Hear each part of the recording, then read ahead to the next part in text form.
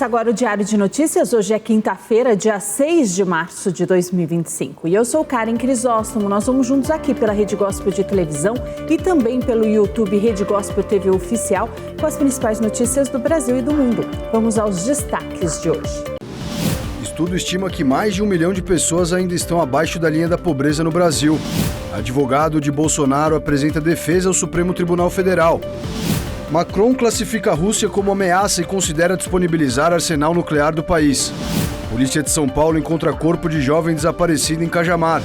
Corinthians perde para Barcelona e tem missão difícil na Copa Libertadores. Essas e outras notícias do Brasil e do mundo você vê agora no Diário de Notícias. Boa noite. A Câmara Interministerial de Segurança Alimentar estima que mais de 1.300.000 pessoas ainda estão abaixo da linha da pobreza e estão vulneráveis à insegurança alimentar no governo Lula. A CAISAN, presidida pelo Ministério do Desenvolvimento Social, divulgou um estudo que aponta que, mesmo com o benefício do Bolsa Família, 1.300.000 pessoas ainda estão abaixo da linha da pobreza, estão vulneráveis à insegurança alimentar. Na prática, entre 2025 e 2027, essas famílias poderão ter dificuldades em obter nutrientes mínimos diários que o corpo humano precisa. O documento afirma que, mesmo com orçamento para habitação e transporte, é necessário manter sob controle a inflação de alimentos, sob pena de comprometer a capacidade aquisitiva das famílias. O colegiado, comandado pelo ministro Wellington Dias, avalia também que a alta dos preços impacta não só a quantidade de alimento nas casas das famílias mais vulneráveis, como também a qualidade do que elas consomem. O documento afirma que alimentos ultraprocessados podem influenciar as escolhas da população e incentivar padrões menos saudáveis. O preço dos alimentos cresce no Brasil desde o fim do ano passado e o governo Lula não apresentou nenhuma medida para conter esse avanço. Projeções da Fundação Getúlio Vargas, publicadas hoje, indicam que a economia do Brasil cresceu 3,5% no ano passado. O número oficial do Produto Interno Bruto será divulgado amanhã, sexta-feira. E se o resultado se confirmar, essa será a maior expansão da economia desde 2021. Naquele ano, sob o governo de Jair Bolsonaro, o Brasil havia crescido quase 5%. O crescimento apontado no ano passado está ligado à geração de emprego em todo o país. De acordo com informações do governo, mais de 103 milhões de pessoas estavam ocupadas em 2024 e juntas ganharam cerca de 328 bilhões de reais na média anual. Um dos fatores apontados por especialistas pela alta da inflação é o consumo. Economistas acreditam que a alta demanda continue a pressionar o indicador se o país não aumentar a produção na mesma medida. A Transparência Internacional denunciou o Brasil pelo desmonte das políticas públicas de combate à corrupção e citou as decisões do ministro do STF, Dias Toffoli, que anulou as provas obtidas durante a Operação Lava Jato. Durante a audiência temática sobre os impactos da corrupção e da impunidade nos direitos humanos nas Américas, representantes da Transparência Internacional apontaram retrocessos recentes, com destaque para a decisão do ministro Dias Toffoli, do Supremo Tribunal Federal, que anulou as provas do acordo de leniência da Odebrecht na Lava Jato. Na audiência, o gerente de pesquisa e advocacy da TI Brasil, Guilherme Franci, ressaltou que a anulação do acordo da Odebrecht em setembro de 2023 já resultou na suspensão de mais de 100 processos, inclusive com condenações baseadas em confissões. A decisão do ministro brasileiro também refletiu nos réus de outros países da América Latina e nos Estados Unidos. A Odebrecht admitiu ter pago propina em 12 países, no que é considerado o maior esquema de suborno internacional da história. As entidades solicitaram que a Comissão de Direitos Humanos Internacional atue de forma permanente e sistemática no acompanhamento da relação entre corrupção, impunidade e violações de direitos humanos nas Américas. Segundo os participantes, uma ação mais firme do órgão pode ajudar a pressionar governos que vêm falhando na responsabilização dos envolvidos. O advogado Celso Vilardi, que defende Jair Bolsonaro, apresentou hoje a defesa do ex-presidente ao Supremo Tribunal Federal. Ele afirmou recentemente que vai sustentar a inocência de Bolsonaro e a inexistência de vínculo e a suposta tentativa de golpe. Os Estados Unidos assumiram manter contato com os terroristas do Hamas para chegar a um acordo sobre a faixa de Gaza. As informações sobre esses contatos foram reveladas pelo site Axios, que afirmou ainda que os Estados Unidos negociam diretamente com os terroristas a libertação de reféns norte-americanos. Em entrevista a jornalistas, a porta-voz da Casa Branca, Caroline Leavitt, afirmou que o enviado especial dos Estados Unidos, Adam Boehler, tem autoridade para falar com qualquer um. Os responsáveis pelo grupo terrorista também confirmaram esses encontros. Um homem que pediu anonimato afirmou que aconteceram vários encontros e que foi discutido a situação dos prisioneiros israelenses que têm cidadania americana. Segundo o site, Boehler se reuniu com as autoridades do Hamas nas últimas semanas, em Doha, para tratar da libertação dos 5 reféns americanos que o grupo islamista ainda mantém na faixa de Gaza. O presidente da Ucrânia, Volodymyr Zelensky, considerou que uma paz duradoura com a Rússia é totalmente factível se a Europa colaborar com os Estados Unidos. Ele pediu também garantias de segurança para evitar que o exército russo invada novamente a Ucrânia. Todos queremos um futuro seguro para o nosso povo. Não um cessar-fogo temporário, mas o fim da guerra de uma vez por todas. Com nossos esforços coordenados e a liderança dos Estados Unidos, isso é totalmente factível. Na Casa Branca, o ucraniano foi acusado pelo colega americano Donald Trump e pelo vice-presidente dos Estados Unidos, J.D. Vance, de não estar disposto a negociar.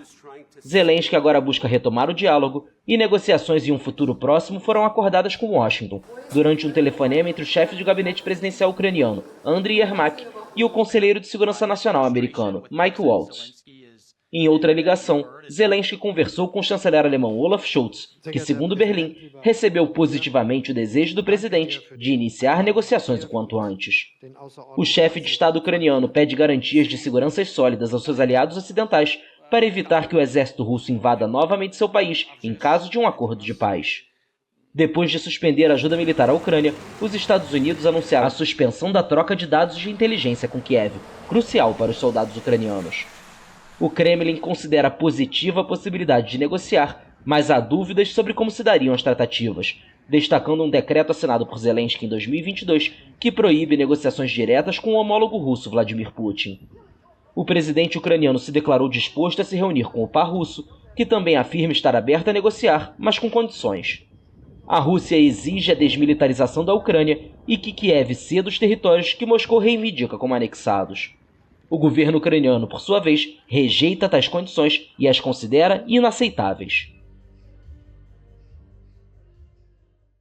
O presidente da França, Emmanuel Macron, fez um pronunciamento em rede nacional e classificou a Rússia como uma ameaça à Europa.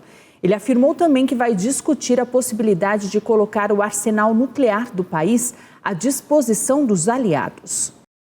O presidente da França, Emmanuel Macron, fez um pronunciamento oficial à nação e disse que a Europa precisa se preparar para conter a ameaça russa sem a ajuda dos Estados Unidos. Macron prometeu também elevar o orçamento militar da França para atingir 70 bilhões de euros até 2030, projetando que no mesmo ano a Rússia já terá sido capaz de se recuperar das perdas na Ucrânia e terá um efetivo militar da ativa com mais de 1,5 milhão de soldados. O presidente francês defendeu a postura do governo dele de apoiar a Ucrânia militarmente contra a Rússia e de levantar sanções contra Moscou. Segundo ele, a segurança da Europa está ameaçada. Rússia e Ucrânia estão em guerra desde fevereiro de 2022, quando tropas de Moscou lançaram uma operação por terra, mar e ar para ocupar territórios no leste ucraniano. Os dois países já haviam entrado em confronto em 2014, após a queda do presidente ucraniano Viktor Yanukovych. Na primeira decisão da Suprema Corte dos Estados Unidos contra Donald Trump, os juízes rejeitaram a ordem do presidente para congelar o pagamento de ajuda internacional. A Suprema Corte dos Estados Unidos, de maioria conservadora, rejeitou a ordem do presidente Donald Trump para congelar cerca de 2 bilhões de dólares em pagamentos a organizações de ajuda internacional. Na primeira decisão contra uma ação do bilionário republicano, o tribunal votou por 5-4 para manter uma decisão de um tribunal inferior que exige que o governo faça os pagamentos de contratos que já foram concluídos. Ao assumir a presidência em 20 de janeiro, Trump assinou um decreto congelando a ajuda internacional por 90 dias. Os juízes da Suprema Corte afirmam que o juiz federal que ordenou o restabelecimento dos pagamentos deve esclarecer quais obrigações o governo deve cumprir.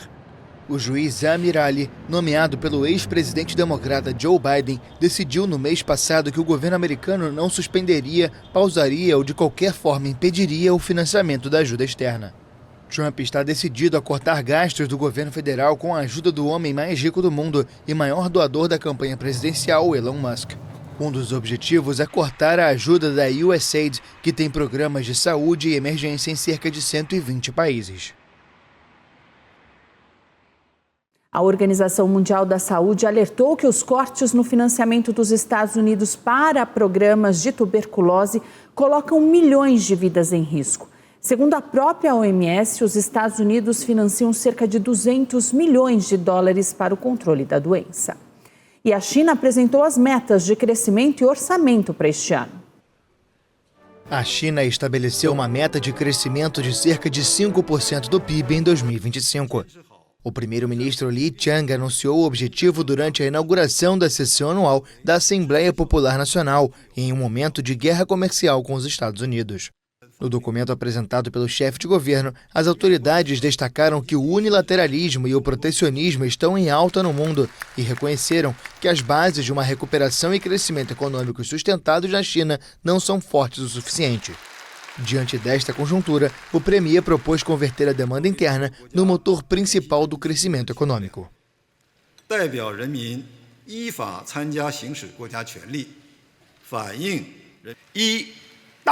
Vamos impulsionar de forma vigorosa o consumo, melhorar a eficiência do investimento e expandir de maneira integral a demanda interna.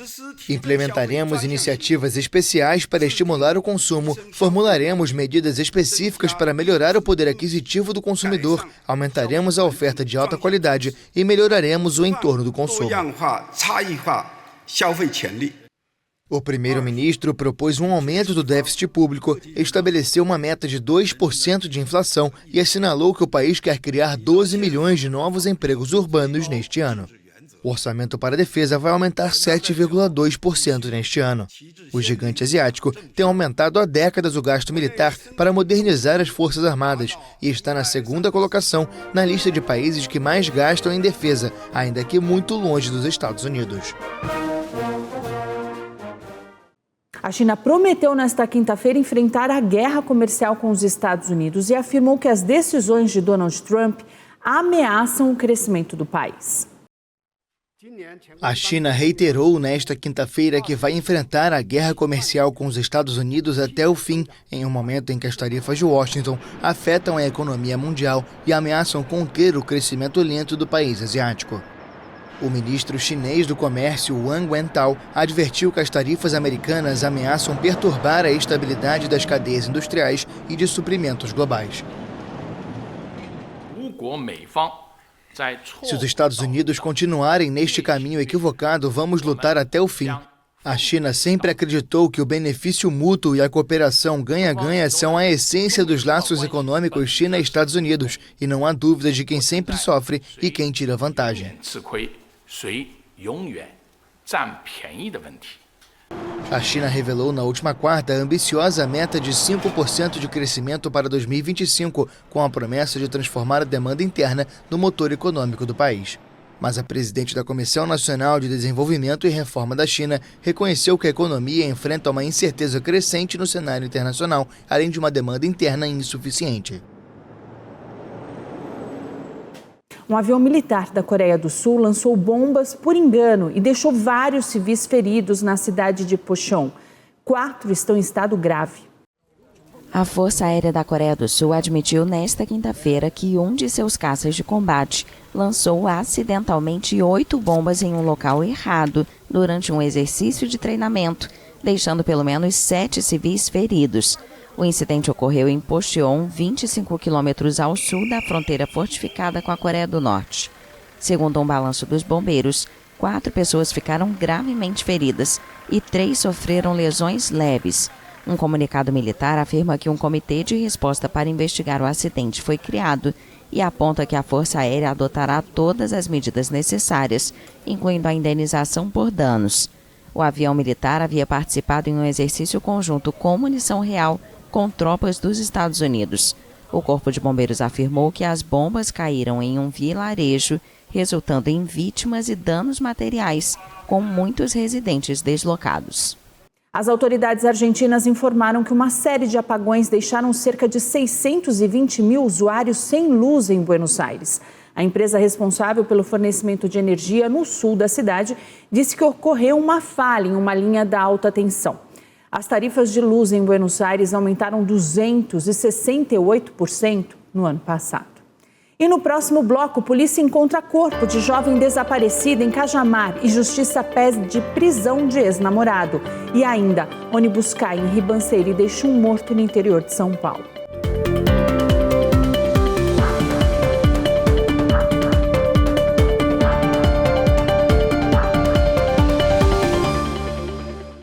A polícia de São Paulo encontrou o corpo da adolescente Vitória Regina de Souza em estado de decomposição em uma área de mata em Cajamar, na Grande São Paulo. Ela estava desaparecida desde a semana passada. Na manhã de hoje, a justiça decretou a prisão do ex-namorado dela. De acordo com informações, a vítima foi encontrada por cães farejadores, com o cabelo raspado, sinal de violência e sem roupas. A polícia afirmou que o corpo estava em estado avançado de decomposição e foi levado para o IML para passar por perícia. O delegado responsável pelo inquérito, Aldo Galiano, afirmou que o corpo havia sido degolado. Momentos antes de desaparecer, Vitória enviou áudios para uma amiga chorando e contando que foi seguida e assediada por homens que estavam em um carro. Em um dos áudios, Vitória afirma que os homens haviam ido embora e que, no momento, não havia problema nenhum. Após essa mensagem, a jovem não se comunicou com mais ninguém. Uma câmera de segurança registrou a adolescente caminhando até o ponto de ônibus e embarcando no coletivo. Nas imagens aparecem o carro e os adolescentes mencionados por Vitória nas mensagens enviadas à amiga. Testemunhas contaram também que havia outro veículo no ponto onde Vitória desceu, no caminho de casa. Os investigadores ainda não identificaram suspeitos que possam ter algum tipo de envolvimento com o sumiço de Vitória, mas investigam se Vitória foi obrigada pelos homens a entrar no veículo. A família de Vitória relatou que o pai, que costumava buscá-la no trabalho, não pôde fazer isso no dia do desaparecimento, devido a problemas com o carro e dificuldades de locomoção. Na manhã desta quinta-feira, o delegado Aldo Galiano confirmou que foi pedido a prisão temporária do ex-namorado de Vitória. Segundo ele, o homem não teria participado da ação, mas saberia da execução do crime. Galiano afirmou também que a Polícia Civil investiga o homem após perceber divergências entre o depoimento dele e de outras pessoas ouvidas, e indicou que Vitória foi assassinada por vingança, com participação de uma organização criminosa. A Justiça de São Paulo condenou a aposentada Elizabeth Morro por injúria racial e ameaça contra o humorista e músico Ed Júnior. O caso aconteceu em um condomínio na Barra Funda, zona oeste de São Paulo, em outubro de 2022. Vídeos divulgados na época mostram Elizabeth, vizinha de Ed, xingando o artista de macaco, ladrão, sujo e imundo. Na gravação feita pelo artista, a aposentada e o filho Marcos Vinícius Morrone Sartori também aparecem com garrafa e faca em mãos, em frente ao apartamento dele. Elizabeth recebeu a pena de 1 ano e 2 meses de prisão pelo crime de injúria racial e 1 mês e 5 dias pelo crime de ameaça, em regime aberto, além de uma multa, enquanto Marcos foi condenado por ameaça a 2 meses de detenção, também em regime aberto. Em nota, a defesa de Elizabeth e do filho disse que o homem não poderia ser condenado por ser incapaz e ter uma anomalia mental. O advogado José Beraldo afirmou ainda que a mulher não chamou Ed de macaco, e sim de caco. José afirmou também que vai mostrar ao tribunal que o juiz errou na condenação. Uma menina de 12 anos morreu após sofrer um choque elétrico enquanto brincava de esconde-esconde em um condomínio na região de Interlagos, na zona sul de São Paulo. A Secretaria de Segurança Pública informou que os moradores tentaram retirar a criança das fiações, também sofreram choque, mas conseguiram desligar a energia. Giovana Rodrigues foi sepultada na manhã de hoje. E o jogador do Sub-20 do Red Bull Bragantino, Pedro Severino, apresentou um reflexo de tosse após ser retirado da sedação. Ele se envolveu em um acidente de trânsito na última terça-feira e teve traumatismo craniano. O Hospital Municipal Dr. Valdemar Tebaldi informou que interrompeu o protocolo de morte encefálica de Pedro Severino. Segundo a unidade, a decisão aconteceu após um reflexo de tosse apresentado pelo paciente após ser retirado da sedação. O diretor técnico do hospital afirmou que em 41 anos de profissão nunca viu uma situação como essa, porque apesar de fazer parte do protocolo, o mais comum é que a partir do início da retirada da sedação, o quadro evolua a óbito. Pedro Severino foi socorrido após se envolver em um acidente de trânsito no quilômetro 127 da rodovia Anhanguera, em Americana, na manhã de terça-feira. Ele estava no banco do passageiro e teve um traumatismo craniano com a batida. O carro era conduzido por um motorista profissional, que não se feriu e disse em depoimento à Polícia Civil que dormiu ao volante no momento da colisão. O jogador de futebol de São Carlos, Cássio Francisco, morreu aos 35 anos, vítima de anemia plástica. Cássio cresceu no bairro da cidade de Araci, em São Carlos, e era zagueiro em um time da Tailândia. Ele iniciou sua carreira no Guarani em 2009 e teve passagens pelo Concórdia, Flamengo de Guarulhos e times da Indonésia e Malásia. Em dezembro de 2024, o perfil oficial do jogador postou que ele estava enfrentando uma anemia aplástica. A postagem informou que ele recebeu o diagnóstico enquanto estava na Tailândia, mas o país não deu nenhum suporte médico e uma campanha foi feita para o pagamento das dívidas hospitalares e passagens para que ele retornasse ao Brasil.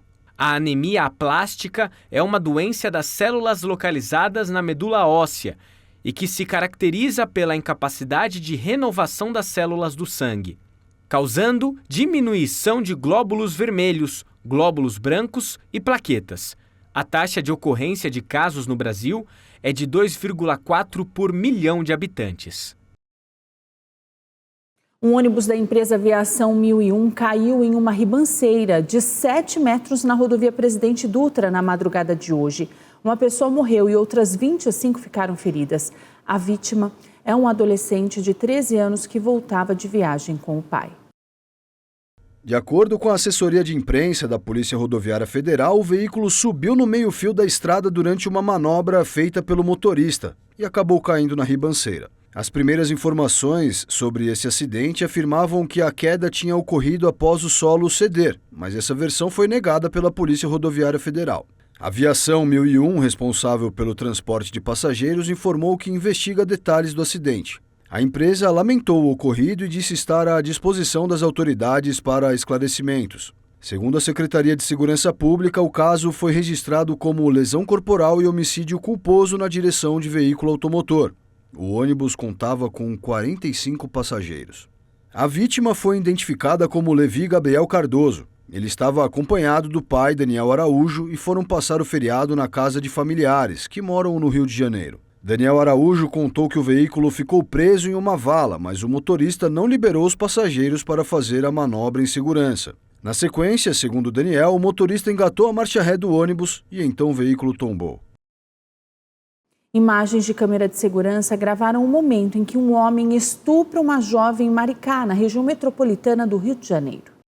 Segundo a Polícia Civil, a jovem voltava de um bloco carnavalesco em Itaipuaçu, quando foi surpreendida pelo homem. A vítima foi levada para um lugar mais deserto, foi derrubada no chão e teve o short arrancado. As imagens mostram também o momento em que a jovem consegue fugir do agressor. Ele tenta alcançá-la, mas desiste logo em seguida. A Prefeitura emitiu uma nota explicando que acompanha o caso, prestando toda a colaboração necessária à Polícia Civil, por meio da Secretaria de Segurança Cidadã. A Polícia Civil informou ainda que investiga o caso e que o homem vai responder pelo crime de estupro. Uma mulher de 45 anos perdeu o controle do carro, saiu da pista e caiu em um barranco em Maquiné, no Rio Grande do Sul.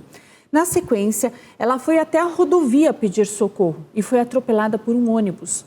O SAMU foi chamado, mas ela não resistiu e morreu no local. O caso é investigado pela Polícia Civil. E a seguir, desmatamento na Amazônia intensifica a seca e chuva e a derrota do Corinthians na Copa Libertadores.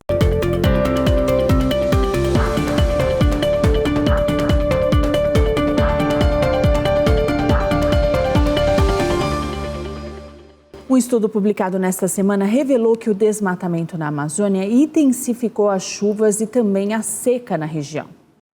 Uma nova pesquisa revelou que o desmatamento na Amazônia provoca mais chuvas na estação chuvosa e menos chuvas na estação seca. O estudo publicado na revista Nature destaca o papel essencial da floresta tropical de absorver dióxido de carbono, gás que contribui para o aquecimento do planeta. Pesquisas anteriores já tinham mostrado que a redução da vegetação diminui a quantidade de água absorvida para a atmosfera, o que leva a condições geralmente mais secas. O objetivo do estudo era obter uma visão mais detalhada sobre a situação na região, com simulações climáticas regionais e dados de satélite da floresta entre 2000 e 2020. Os pesquisadores, baseados na China e na Tailândia, descobriram que os impactos na Amazônia variam de acordo com as estações. Foram registradas mais chuvas especificamente sobre áreas onde as árvores foram derrubadas na estação chuvosa, de dezembro a fevereiro, enquanto na estação seca, de junho a agosto, quando as plantas mais precisam, houve menos chuvas em uma região mais ampla. Os especialistas destacaram que a perda de árvores na Amazônia, frequentemente causada pela expansão ilegal da agricultura, representa uma ameaça em particular para as colheitas. Os pesquisadores também descobriram que o desmatamento contínuo na Amazônia poderia levar a uma diminuição no total de precipitações, o que ameaçaria a fauna, intensificaria as secas e agravaria os incêndios florestais, além de reduzir a capacidade de absorção de CO2. O aquecimento da temperatura global continua a gerar efeitos no mundo todo. A cobertura global de gelo marinho atingiu índices mínimos para o mês de fevereiro e ficou 26% abaixo da média. Lembramos aqui que no mês passado ficou mais 1,5 graus quente do que no período pré-industrial. O Observatório Climático Europeu Copérnicos anunciou nesta quinta-feira que a cobertura global de gelo marinho registrou um índice mínimo histórico em fevereiro, com temperaturas até 11 graus Celsius acima da média, perto do Polo Norte. O gelo marinho global, a água do oceano que congela e flutua na superfície, atingiu uma extensão mínima de 16,04 milhões de quilômetros quadrados em 7 de fevereiro. Foi o terceiro fevereiro mais quente já registrado, de acordo com dados do Serviço de Monitoramento Europeu, o que dá continuidade à série de temperaturas recordes ou quase recordes observadas nos últimos 2 anos. A redução da cobertura de gelo tem impactos graves ao longo do tempo no clima, nas pessoas e nos ecossistemas, não apenas na região, mas em nível global. À medida que a neve e o gelo cedem a superfície ao oceano azul escuro, a quantidade de energia solar, que antes era refletida de volta para o espaço, passa a ser absorvida pela água, acelerando a taxa de aquecimento global. O gelo marinho da Antártida, que nesta época do ano determina em grande parte a quantidade global, estava 26% abaixo da média em fevereiro. No Ártico, onde a cobertura de gelo marinho normalmente atinge o máximo anual em março, mínimas mensais recordes foram registradas desde dezembro, com a cobertura de gelo marinho de fevereiro 8% abaixo da média mensal. A nível global, fevereiro foi 1,59 graus Celsius mais quente do que no período pré-industrial, enquanto o período de dezembro a fevereiro foi o segundo mais quente já registrado. O serviço de streaming Prime Video da Amazon anunciou que vai testar dublagem assistida por inteligência artificial para tornar os conteúdos mais acessíveis. O programa piloto vai contar inicialmente com 12 filmes e séries licenciados e estará disponível em inglês e também em espanhol. A Prime Video tem mais de 200 milhões de usuários em todo o mundo. Agora a gente vai falar de futebol, porque o técnico do Lyon da França, Paulo Fonseca, foi suspenso por 8 meses após ameaças de dar uma cabeçada em um árbitro. Na semana passada, uma outra punição. O presidente do Olympique de Marselha, Pablo Longoria, afirmou que a arbitragem francesa é corrupta e pegou 15 jogos de suspensão. E fontes próximas à FIFA disseram que a premiação do Mundial de Clubes vai alcançar a cifra de US$1 bilhão. A forma da divisão entre os clubes participantes ainda não foi divulgada. O novo Mundial de Clubes da FIFA, que vai ser disputado de 14 de junho a 13 de julho nos Estados Unidos, com 32 equipes, vai ter uma premiação total equivalente a 5,8 bilhões de reais. Durante muito tempo, houve dúvidas sobre os detalhes econômicos da competição, que deve ser disputada a cada 4 anos, mas a FIFA conseguiu contratos com vários colaboradores de peso nas últimas semanas. A plataforma britânica DAZN se tornou a emissora exclusiva e acordos de patrocínio foram fechados com Coca-Cola, Bank of America, o grupo chinês de eletrônicos Hisense e a cervejaria AB InBev. Como comparação, a premiação total da Copa do Mundo do Catar foi de 2,5 bilhões de reais. De acordo com uma fonte próxima, além da premiação prometida para ser dividida entre as equipes classificadas para a competição, vai ser estabelecido um mecanismo de solidariedade para destinar parte das receitas a outros clubes do mundo. A disputa do Mundial de Clubes acontece em meio a um contexto de oposição crescente contra o grande número de jogos na temporada do futebol. O Sindicato Mundial de Jogadores e a Associação Europeia de Ligas apresentaram em outubro uma denúncia na Comissão Europeia contra a FIFA, acusada de abusar da posição dominante na elaboração do calendário. Ontem foi dia de Libertadores e o Corinthians terá que reverter em casa um placar de 3-0. Vamos aos gols. O Corinthians viajou até o Equador para enfrentar o Barcelona de Guayaquil e olha, nem o corintiano mais pessimista apontaria um placar tão elástico. No final do primeiro tempo, o árbitro marcou uma penalidade para os donos da casa. Hanner Corozo foi para a bola e abriu o placar. No final do jogo, já no segundo tempo, a defesa do Corinthians não conseguiu segurar a marcação do Barcelona e Octávio Rivero completou um cruzamento para ampliar o marcador. 4 minutos mais tarde, Hugo Souza cortou um cruzamento de forma estranha e a bola parou no pé de Hanner Corozo. 3-0 Barcelona. O jogo de volta acontece na próxima quarta-feira, na Neoquímica Arena. E o Diário de Notícias desta quinta-feira fica por aqui. Eu desejo a todos vocês uma ótima noite. Não esqueça que daqui a pouquinho tem a transmissão ao vivo do encontro mensal Mais Que Vencedoras, diretamente do Renascer Hall Sede Internacional com Bispa Sônia Hernandes. Você acompanha tudo isso diretamente aqui na Rede Gospel de televisão ao vivo. Amanhã, a partir das 7, nós estamos de volta com as principais notícias do Brasil e do mundo. E até lá você fica muito bem informado acessando o Diário de Notícias em 2 minutos no Spotify. Uma boa noite e até amanhã.